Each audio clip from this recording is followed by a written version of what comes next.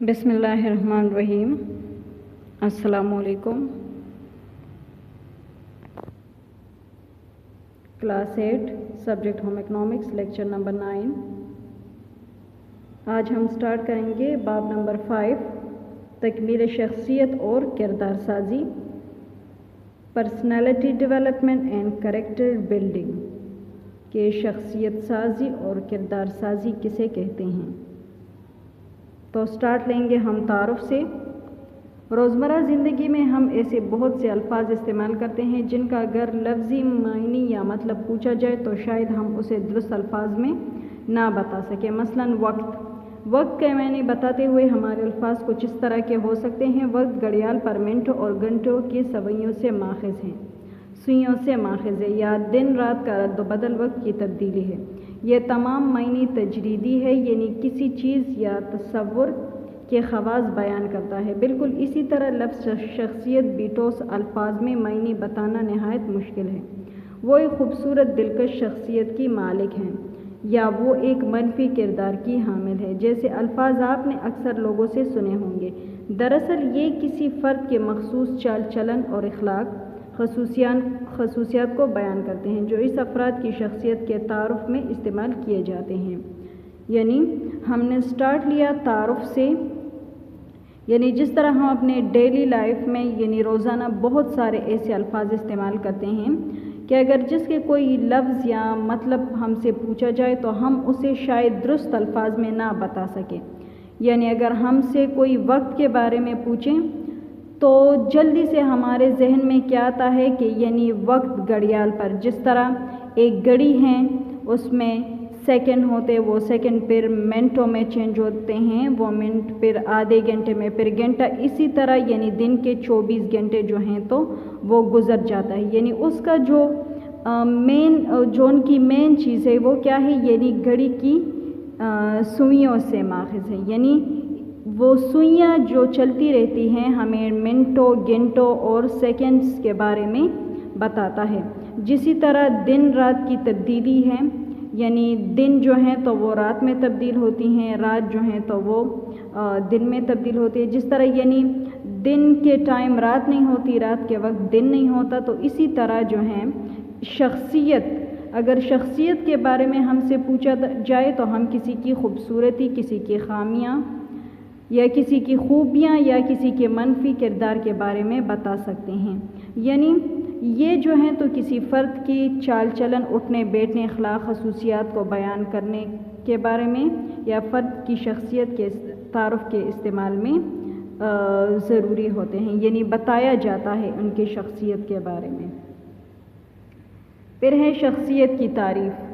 Number 1، شخصیت انسان اور ماحول کے مابین تعلق کو کہتے ہیں، یعنی انسان اور ماحول کا جو تعلق ہے اسے شخصیت کی تعریف میں بیان کیا گیا ہے۔ کسی فرد کا منفرد شخصی کردار جو اس کی خصوصیات یا خوبیوں کے ملاپ سے بنا ہو شخصیت کہلاتا ہے۔ یعنی کسی ہر شخص کا الگ الگ، یعنی ظاہر ہے ہر کسی شخص کا منفرد شخصی کردار ہوتا ہے، الگ الگ ہوتا ہے، اس کی خوبیاں، خصوصیات یا خامیاں ایک دوسرے سے الگ الگ ہوتی ہیں۔ تو اسی طرح ہر فرد کا جو منفرد شخصی کردار ہے، اس کی خصوصیات یا خوبیاں، ان کو ملا کر اس سے شخصیت بنتا ہے۔ نمبر 3، شخصیت کسی فرد کی مخصوص سوچ و احساسات اور رویوں کا مجموعہ ہے۔ یعنی ظاہر ہے ہر انسان سوچتا ہے، اس کے احساسات ہوتے ہیں، رویہ ہوتے ہیں، ان تمام کا مجموعہ جو ہے تو وہ شخصیت کہلاتا ہے۔ مشاہدات نے ظاہر کیا ہے کہ نشوونما کے کچھ تاخذ میلان پیدائش کے وقت سے ہی بچوں میں موجود ہوتے ہیں۔ کچھ بچے خاموش طبع اور بعض پرتیلے ہوتے ہیں، بعض معمولی سی تحریک پر اونچی آواز میں رونا شروع کرتے ہیں، جبکہ بعض خاموش اور سست رہتے ہیں۔ یعنی یہ بھی ہیں کہ جو نشوونما کے دوران جو پیدائش کے وقت بچوں میں جو خوبیاں، خامیاں موجود ہوتی ہیں، یعنی کچھ بچے بہت زیادہ خاموش طبیعت کے مالک ہوتے ہیں، کچھ بہت زیادہ جلدی غصہ ہو جاتے ہیں، بعض سست ہوتے ہیں، پرتیلے ہوتے ہیں، تو یہ ان میں پیدائش کے وقت ہی پائے جاتے ہیں۔ پھر ہے تکمیل شخصیت کے لیے مددگار عوامل۔ شخصیت سازی یا تکمیل شخصیت ایک پیچیدہ عمل ہے جو بہت سارے ہم ربط عناصر اور قوتوں سے اثر پذیر ہوتا ہے۔ ماہرین نفسیات نے ان عوامل کو 5 بڑے گروہوں میں تقسیم کیا ہے۔ اس میں نمبر 1 گروہ کیا ہے؟ موروثی تاخذ میلان۔ ہر انسان نشوونما کے انفرادی میلان یا رجحانات وراثت میں اپنے والدین سے پاتا ہے، لیکن یہ ماحول ہی ہے جو اس بات کا تعین کرتا ہے کہ کس حد تک یہ مسائل اور رجحانات اور میلان کسی فرد کی شخصیت کو اس کے موروثی ڈھانچے میں ڈالتے ہیں، یعنی اس کے جو باپ دادا کی جو نسل در نسل ان کی جو خوبیاں خامیاں ہوتی ہے، یعنی جو بچوں سے جو پیرنٹ سے بچوں میں کنورٹ ہوتے ہیں، یعنی خصوصیات، خوبیاں یا خامیاں۔ نمبر 2 ہے درافرازی غدود۔ بعض اوقات ان غدود کی بے قاعدگیاں شخصیت کے ذریعے ظاہر ہوتے ہیں، تاہم ان غدود سے خارج شدہ ہارمونز کی شدید کمی یا زیادتی، مثلا تائرائیڈ غدود، اور اس سے خارج شدہ تائراکسن شخصیت کی تکمیل و تشکیل کو اثر انداز کرتا ہے۔ یعنی یہ غدود جو ہوتے ہیں، یہ گلینڈز جو ہوتے ہیں، ان کی بے قاعدگیاں بھی شخصیت کے ذریعے ظاہر ہوتے ہیں، یعنی ان غدود سے کچھ ہارمونز خارج ہوتے ہیں جن کی شدید کمی یا زیادتی کی وجہ سے ان سے، یعنی تائرائیڈ غدود سے جو خارج شدہ تائراکسن شخصیت جو ہیں تو وہ اس کی شخصیت کو اثر انداز کرتا ہے۔ یعنی تائرائیڈ غدود یعنی جو کہ ہمارے باڈی میں آیوڈین کی کمی کی وجہ سے آتا ہے، پھر جو تائراکسن ہیں تو اس کی وجہ سے جو بیماری ہوتی ہے نا، یعنی گوئٹر بیماری جو ہیں تو یہ بھی ہماری شخصیت کو اثر انداز کرتی ہے۔ یعنی یہ دیکھیں تائرائیڈ غدود ہیں، یعنی جس سے یہ جگہ ہماری جو ہیں تو سویل ہو جاتی ہیں، تو اس سے بھی ہماری شخصیت میں، یہ آپ دیکھ رہی ہیں، اس سے بھی ہماری شخصیت میں جو ہیں تو اس کی یعنی تکمیل و تشکیل جو ہیں تو اس پر اثر انداز ہوتے ہیں۔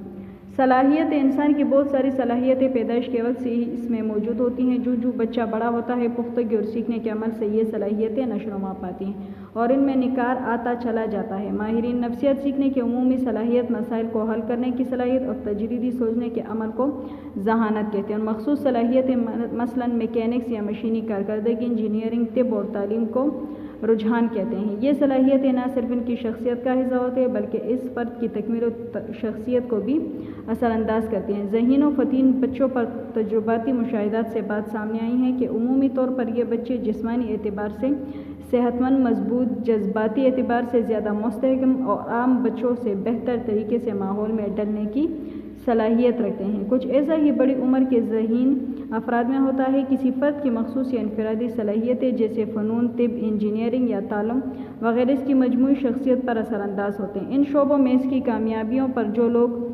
دیگر لوگ اس کی تعریف کرتے ہیں یا اس کی صلاحیتوں کو مانتے ہیں تو وہ اس میں مزید کامیابی اور نکھار کے لیے اکساتے ہیں۔ اس طرح خود اعتمادی، عزت نفس اور توقیر عزت مزید نکھرتا چلا جاتا ہے۔ یعنی بہت ساری ایسی صلاحیتیں ہوتی ہیں جو بچوں میں پیدائش کے وقت ہی موجود ہوتا ہے، جیسے جیسے وہ بڑا ہوتا ہے اپنی ان جو صلاحیتیں ہوتی ہیں تو ان میں نکھار لاتے ہیں۔ زیادہ تر ایسے لوگ ہوتے ہیں جو میکینکس یا مشینری کارکردگی، انجینئرنگ، طب یا تعلیم، ٹیچرز، ایسے مختلف پروفیشنز ہوتے ہیں کہ اس میں اپنے آپ کو ڈھلنے کی صلاحیت رکھتے ہیں۔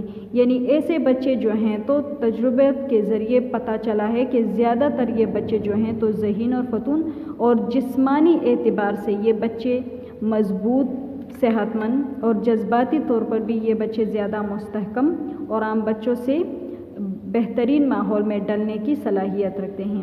یعنی بڑی عمر کے افراد بھی جو ہیں تو ان میں بھی یعنی جیسے طب، انجینئرنگ، یہ جو پروفیشنز ہیں تو اس کی مجموعی شخصیت پر اثر انداز ہوتے ہیں، لیکن ان کی کامیابیوں پر جب لوگ ان کی تعریف کرتے ہیں تو تعریف سے زیادہ پھر یہ لوگ سوچتے ہیں کہ ہم اس سے کچھ اور بھی اچھا کریں، یعنی جس سے ہماری شخصیت میں اور بھی نکھار آ جائے۔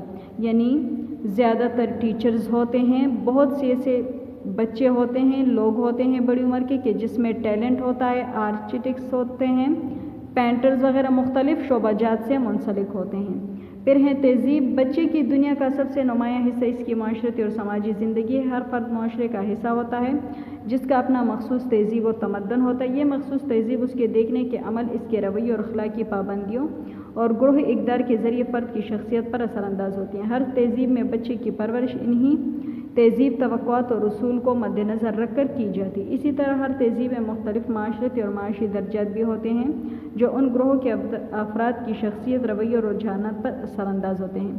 یعنی تہذیب بھی جو ہیں ہماری معاشرتی اور سماجی زندگی جو ہیں تو اس میں بھی یعنی ہر فرد کا ایک حصہ ہوتا ہے، وہ اپنے مخصوص تہذیب و تمدن یعنی معاشرتی اور سماجی زندگی کے مطابق جو ہیں تو معاشرے میں اپنی زندگیاں یعنی گزر رہے ہوتے ہیں۔ ان کی جو زندگی ہوتی ہیں تو وہ اسی طرح جس طرح معاشرے کے لوگ یعنی زندگی گزار رہے ہوتے ہیں، اسی طرح یعنی ان کے رویوں یا اخلاق یا پابندیوں یا ایسے گروپ کی شکل میں یعنی لوگ جو ہیں تو اس کے ذریعے سے جو ہیں تو فرد کی شخصیت بھی اثر انداز ہوتی ہیں۔ یعنی فار ایگزامپل معاشرے کا کوئی بہت ہی اچھا فرد اور وہ کسی ایسے لوگوں کے ساتھ بیٹھ جائیں جو کہ اللیگل یا ایسے کام کر رہے ہوں کہ جس سے معاشرے کے دوسرے لوگوں کو نقصان ہو، تو ظاہر ہے وہی لوگ بھی پھر ان گروپ میں ان لوگوں کے دیکھا دیکھی یعنی وہی کام سٹارٹ کر دیتے ہیں۔ تو اسی وجہ سے یعنی ہر تہذیب میں بچوں کی جو پرورش ہوتی ہیں تو وہ ان کے تہذیب کے مطابق ان کی اخلاقیات اور ان کو صحیح رویہ سکھا کے ان کے اصولوں کو مد نظر رکھ کر ان کی تربیت کی جائے۔ پھر ہے خاندان یا کنبہ۔ خاندان تہذیب و روایات کے ذریعے شخصیت پر اثر ڈالتا ہے۔ خاندان چونکہ بچے کی بہت شروع کے ماحول کا نہایت اہم پہلو ہے، اس لیے وہ بڑھتے ہوئے بچوں کی تہذیب معیار کا فیصلہ بھی کرتے ہیں۔ شخصیت کی تکمیل میں خاندان کا سب سے اہم اثر اس کے پیار اور محبت اور توجہ کا ہوتا ہے۔ ایسے بچے جن کو بچپن میں مناسب توجہ اور پیار ملتے ہیں وہ بڑے ہو کر جذباتی طور پر زیادہ مستحکم ہوتے ہیں۔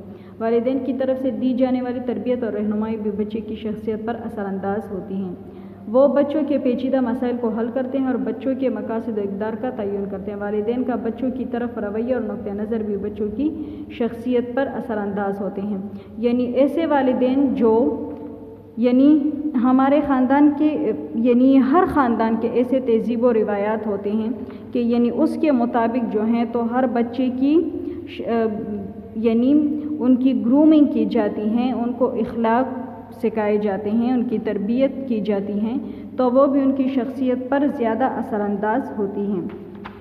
یعنی وہ والدین جو اپنے بچوں کو بچپن ہی سے پیار اور محبت اور توجہ دلاتے ہیں، وہ والدین جو بچوں کی تربیت اور رہنمائی میں بھی ان کی یعنی ان کی حوصلہ افزائی یا ان کی تعلیم و تربیت میں بھی یعنی اپنے بچوں کے ساتھ ہوتے ہیں، اپنے بچوں کو تربیت دیتے ہیں، تو وہ بچے بڑے ہو کر جذباتی طور پر زیادہ مضبوط ہوتے ہیں، وہ بچوں کے مسائل بھی حل کرتے ہیں۔ ایسے والدین جن کے آپس میں مزاج ہم آہنگ ہو اور بچے کو پیار اور عزت کی نظر سے دیکھتے ہیں، اپنے بچوں میں تحفظ، اچائی اور خود اعتمادی پیدا کرتے ہیں۔ ایسے بچے مشکلات کا سامنا اور مقابلہ بہادری اور اعتماد سے کرتے ہیں۔ والدین بچوں کے لیے نمونہ یعنی رول ماڈل ہوتے ہیں۔ زندگی کے ابتدائی سالوں میں بچوں میں سیکھنے کا زیادہ تر عمل نقالی ہوتا ہے۔ اس طرح والد کا مشاہدہ کر کے بیٹا مردانہ طرز عمل اپناتا ہے اور بیٹی اپنی والدہ کا مشاہدہ کر کے اپنے کردار سے آگاہ ہوتی ہے۔ شناخت کے اس عمل میں مذہب، اخلاقیات، اپنی تہذیب، اقدار، معیار اور ان کے مطابق اپنی اور افراد خانہ کی شخصیت کو ڈالنے میں ضرور مدد لینی چاہیے تاکہ خاندان اور گھر اور معاشرے میں بگاڑ پیدا نہ ہو۔ یعنی وہ والدین جن کے آپس میں مزاج ملتے ہیں وہ اپنے بچوں سے پیار اور عزت سے پیش آتے ہیں، اپنے بچوں کو تحفظ، ان میں اچائی، ان میں خود اعتمادی پر پیدا کرتے ہیں، تو ایسے بچے جو ہیں تو وہ ہمیشہ یعنی ہر مشکل کا مقابلہ بہادری اور اعتماد سے کرتے ہیں۔ یعنی والدین جو ہوتے ہیں تو وہ بچوں کے لیے ایک مثال قائم کرتے ہیں، یعنی ایسا مثال کہ بچے جو ہیں تو اپنے والدین سے وہ سب کچھ سیکھے جو ان بچوں کو ان کی اخلاق کے لیے، ان کی تربیت کے لیے ضروری ہوتا ہے۔ پھر ہیں تجربات کے دل دادہ، یعنی ان خصوصیات کے حامل افراد ایجاد پسند، پرتجسس، باصول اور محتاط ہوتے ہیں۔ نیز ایسا افراد و فنون کے دل دادہ، جذباتی تجسس و تصورات، مبہم جوئی، غیر معمولی انداز فکر اور مختلف نوعیت کے تجربات کے شوقین ہوتے ہیں۔ یعنی یہ افراد یعنی نئی نئی چیزیں بنانے یا سسپینس کریٹ کرنے یا بااصول یعنی ویل ڈسپلن اور محتاط ہوتے ہیں. یعنی ایسے افراد جو ہیں وہ بہت زیادہ یعنی آگے جانے والے ہوتے ہیں, جذباتی ہوتے ہیں. یعنی ہر ایک بات کے بارے میں ہر ایک جگہ پر ان کی جو یعنی غیر معمولی انداز فکر بھی جو ہیں, معمولی نوعیت کے تجربات بھی جو ہیں, یعنی نئی نئی چیزیں ڈھونڈنے, نئی نئی چیزیں بنانے یعنی ان کے شوقین ہوتے ہیں. ایسے لوگ زیادہ تخلیقی سمجھ بوجھ اور اپنے احساسات سے بہتر طور پر آگاہ ہوتے ہیں. زیادہ تر ماہرین نفسیات اس شخصیت کے مالک افراد کو فہم و فراست کے حامل سمجھتے ہیں.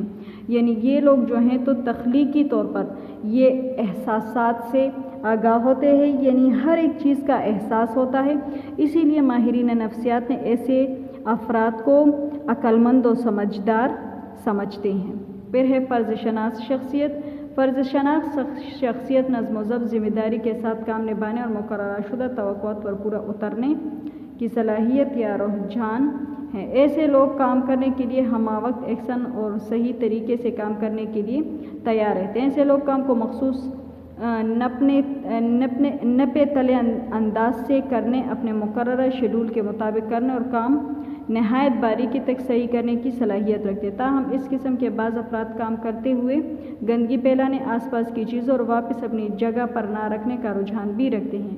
یعنی یہ رسپانسبل لوگ ہوتے ہیں کہ اپنی ذمہ داری جو ہے تو وہ نظم و ضبط کے ساتھ یعنی پوری رسپانسبلٹی کے ساتھ اپنے مقررہ وقت پر کرتے ہیں. یعنی یہ لوگ جو ہیں تو ہر ٹائم یعنی کام کے لیے تیار رہتے ہیں. یہ لوگ جو ہیں تو اپنے ایک مقررہ شدہ اسکیجول کے مطابق کام کرنے کی صلاحیت رکھتے ہیں. ایسے افراد جو ہیں تو یعنی اگر کام کرتے وقت ان کے ادھر ادھر کوئی گندگی پھیل جائے یا کوئی چیز دوبارہ اپنی جگہ پر رکھنے کی بات ہو تو اس میں تھوڑی سی لاپرواہی برتتے ہیں. خارج بین شخصیت. ایسی شخصیت کے حامل افراد کی خاصیت اس کے مثبت جذبات, انداز فکر اور لوگوں کے ہجوم میں خوشی محسوس کرنا ہے. ان کی یہ خاصیت باطنی دنیا میں ان کی بے پناہ شمولیت اور معروفیت ہوتی ہیں. ایسے لوگ دوست احباب کی موجودگی میں خوش رہتے ہیں اور ہمیشہ سماجی لحاظ سے پرجوش نظر آتے ہیں. ایسے لوگ ہمہ وقت کام کرنے اور دیگر سرگرمیوں کے لیے تیار ہوتے ہیں. ایسے میں بعض اوقات یہ خطرناک کھیل کود میں شامل ہونے کا رجحان رکھتے ہیں. تاہم زیادہ تر یہ لوگ گفتگو اور گپ شپ کے شوقین اور لوگوں کی توجہ اپنی طرف کھینچنے کی صلاحیت رکھتے ہیں. ایسے لوگ تقریبات کی جان سمجھے جاتے ہیں, لوگوں کی توجہ کا مرکز اور ہر عمر کے افراد کے ساتھ گفتگو کے ماہر ہوتے ہیں. یعنی یہ خارج بین شخصیت جو ہیں تو یہ مثبت جذبات کے ہوتے ہیں. یعنی زیادہ لوگوں میں یہ رہنا پسند کرتے ہیں, اپنے دوست احباب یعنی فیملی کے ساتھ جو ہیں تو خوش اور پرجوش نظر آتے ہیں. کھیل کود میں بھی حصہ لیتے ہیں, لوگوں کے ساتھ گفتگو گپ شپ اور لوگوں کو اپنی طرف متوجہ کرنے کی صلاحیت بھی رکھتے ہیں. یعنی اگر تقریبات میں بھی کہیں جائیں تو لوگوں کی توجہ اور ہر عمر کے افراد کے ساتھ گفتگو کے ماہر ہوتے ہیں. کمگور تنہائی پسند شخصیت. اس قسم کی شخصیت میں گورشہ نشین لوگ شامل ہیں جو سماجی سرگرمیوں میں دلچسپی نہایت کم رکھتے ہیں. ایسے لوگوں کا یہ رجحان ان کے شرمیلے پن یا ڈپریشن سے منسلک نہیں کرنا چاہیے. اصل میں یہ لوگ طبیعتاً کمگور تنہائی پسند ہوتے ہیں. ایسے لوگ چاق و چوبند اور کام کاج میں پرجوش ہوتے ہیں, صرف سماجی لحاظ سے لوگوں کے ساتھ زیادہ میل ملاپ نہیں رکھتے. یعنی یہ لوگ جو ہوتے ہیں تو یہ نہیں کہ یہ ڈپریشن کے شکار ہیں یا شرمیلے ہیں, نہیں, یہ لوگ طبیعتاً کم بولنے والے اور تنہائی پسند ہوتے ہیں لیکن زیادہ چست ہوتے ہیں اور کام کرنے میں پرجوش ہوتے ہیں. پھر ہیں خوش خلق یعنی رحم دل شخصیت. اس شخصیت کے حامل افراد رحم دل اور معاونت کا رجحان رکھتے ہیں. ایسے افراد نرم دل, دوسروں کا احساس کرنے والے اور ہمدردی رکھنے والے ہوتے ہیں. ایسے لوگوں کی یہ خاصیت دراصل ان کے سماجی ہم آہنگی کے تصور کا اظہار کرتی ہیں. ایسے افراد لوگوں کے ساتھ کام کرنے اور رہنے کو اہمیت دیتے ہیں. عمومی طور پر ایسے افراد بامروت, فیاض, مددگار اور لوگوں کی بہبود کی خاطر اپنی دلچسپی اور ضروریات پر سمجھوتا کرنے کے والے ہوتے ہیں. ایسے افراد انسانی طبیعت اور انسان کے بارے میں حقیقت پسندانہ نقطہ نگاہ کے مالک ہوتے ہیں. ایسے افراد ٹیم ورک میں اچھے معاون ثابت ہوتے ہیں. تاہم بعض اوقات لوگ ان کی اس خوبی کا غلط فائدہ اٹھاتے ہیں۔ یعنی یہ لوگ بہت نرم دل، دوسروں کا احساس رکھنے والے ہمدرد لوگ ہوتے ہیں۔ ان کی خاصیت کیا ہوتی ہے کہ یعنی یہ لوگوں کو زیادہ اہمیت دیتے ہیں، ان کی فلاح و بہبود کے لیے کام کرتے ہیں۔ ایسے افراد جو ہیں تو انسانی طبیعت یعنی انسان کے بارے میں جو حقیقت پسندانہ نقطہ نگاہ کے مالک ہوتے ہیں، یعنی ٹیم ورک یعنی اکٹھا کام کرنے، گروپ میں اکٹھا کام کرنے میں یہ اچھے معاون ثابت ہوتے ہیں۔ یعنی اگر بہت بھی زیادہ یہ لوگوں کے ساتھ اچھا کرے تو بعض لوگ جو ہیں تو ان کی خوبیوں کا غلط فائدہ اٹھاتے ہیں۔ بدخلق شخصیت، اس گروہ میں ایسے افراد ہوتے ہیں جو مطلب پرستی اور خود پرستی جیسی خاصیتیں رکھتے ہیں۔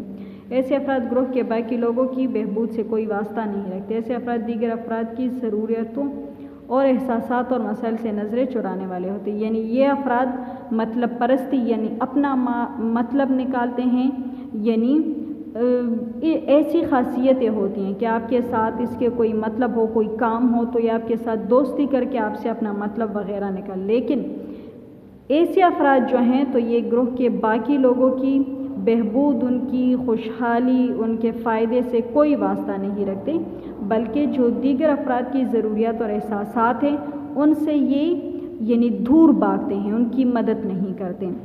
تو ہمارا لیسن آج یہاں پہ اختتام پذیر ہوتا ہے۔ آج ہم نے سٹارٹ کیا تھا یونٹ 5 تکمیل شخصیت اور کردار سازی۔ ہم نے تعریف پڑھی، تکمیل شخصیت کے جو مددگار عوامل ہیں آج ہم نے وہ پڑھی۔ شخصیت کی اقسام ہم نے پڑھی، 6 اقسام ہم نے پڑھی۔